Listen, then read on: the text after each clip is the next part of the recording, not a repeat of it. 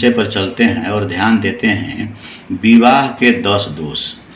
विवाह जो कार्य हम लोग मांगलिक कार्य करने जाते हैं, उस विवाह कार्य के जो हम लोग पंचांग से सभी दोष को निकालते हैं या मुहूर्त जो निकालते हैं विवाह कार्य हेतु, तो उसमें 10 दोष को भी हमें जानकारी कर लेनी बहुत आवश्यक है। और उसे भी पंचांग के द्वारा, लग्न के द्वारा हम लोग को बना लेना चाहिए और बना करके उस दोष से भी अच्छी बात निकाल करके अच्छे मुहूर्त जातक को बतानी चाहिए।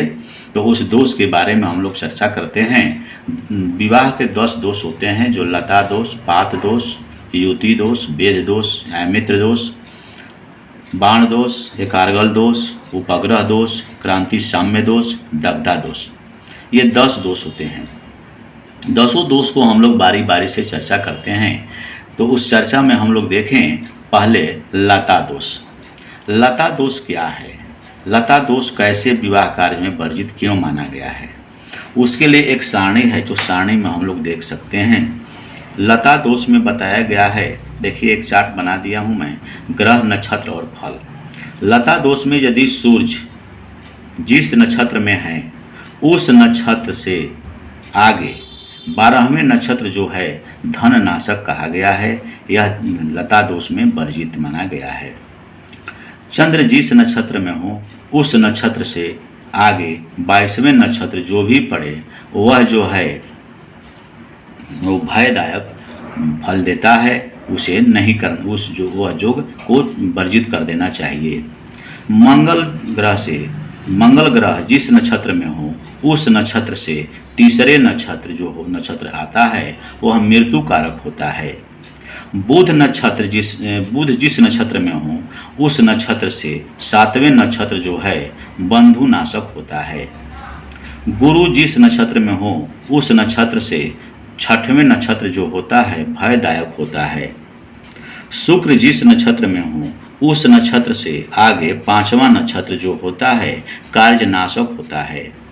शनि जिस नक्षत्र में हो उस नक्षत्र से 8वें नक्षत्र कुल नाशक बताया गया है। राहु केतु जिस नक्षत्र में है उससे 9वें नक्षत्र जो भी पड़े वह मृत्यु कारक होता है। ऐसा शास्त्रों में बताया गया है, ऐसा हमें बताया गया है कि हमें इस सभी नक्षत्र को वर्जित कर देना चाहिए।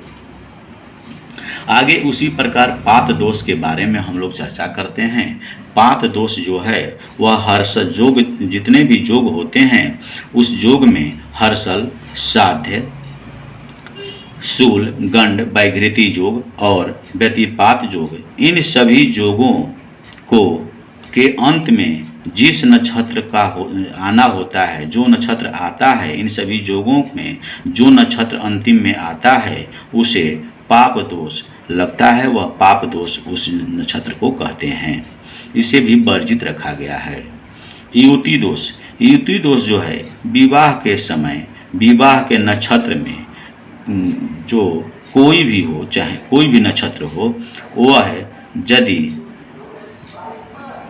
ग्रह उस वैसे समय में ग्रह युक्ति दोष माना जाता है। यानी विवाह के समय में कोई भी नक्षत्र यदि हो और तो वैसे ग्रह युति दोष माने जाते हैं। यदि कोई नक्षत्र आते हैं तो युक्ति दोष लगता है। ऐसे युक्ति दोष का फल जो है मृत्यु कारक बताया गया है। वेद दोष जो होता है पंचांग में ही होता है, जो आप पंचांग में देखेंगे तो ऐसे मैं ऋषिकेश पंचांग रखा हूँ। ऋषिकेश पंचांग के पहले ही पेज पर दिया रहता है विवाहे पंच लग्ना पंचशलाका चक्रम। तो इसमें देखा जाता है जो भी आप ये नक्षत्र देख रहे हैं सभी 28 नक्षत्र अभिजीत के लेकर के है। यहाँ देखिए अभिजीत भी है। इसके सामने आमने सामने ये तिरछा में जो आमने सामने होते हैं ये सब में जो है कोई न कोई नक्षत्र पड़ते हैं।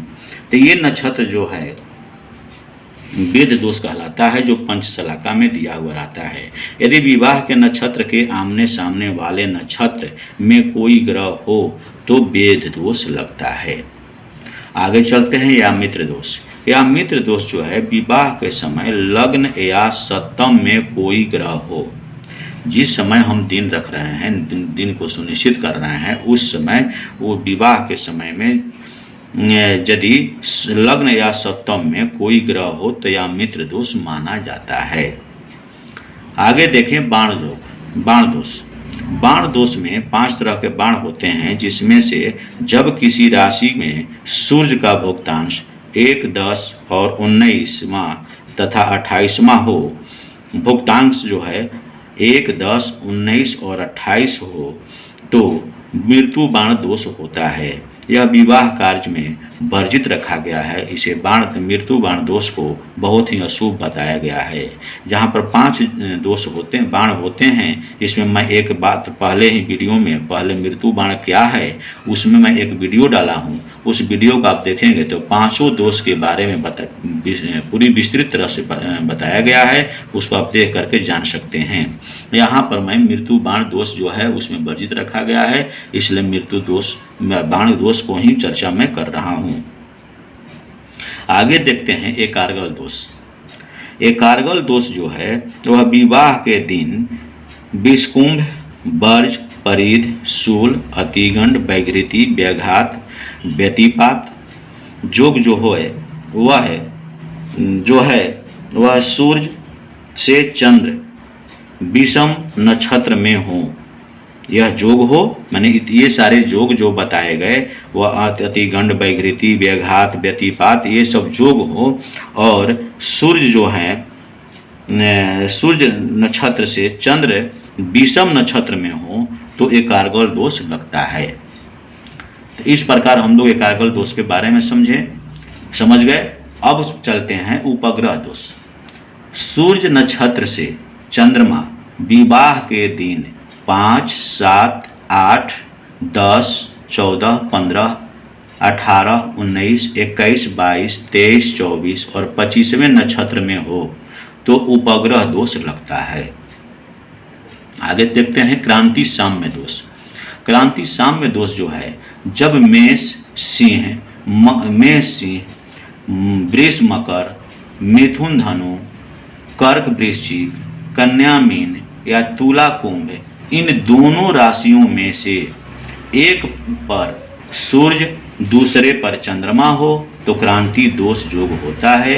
इस योग में भी शुभ कार्य सभी कार्य वर्जित बताया गया है। आगे देखते हैं दग्धा दोष। दग्धा दोष जो है इस दोष में यह दोष क्या है पहले इसको समझते हैं।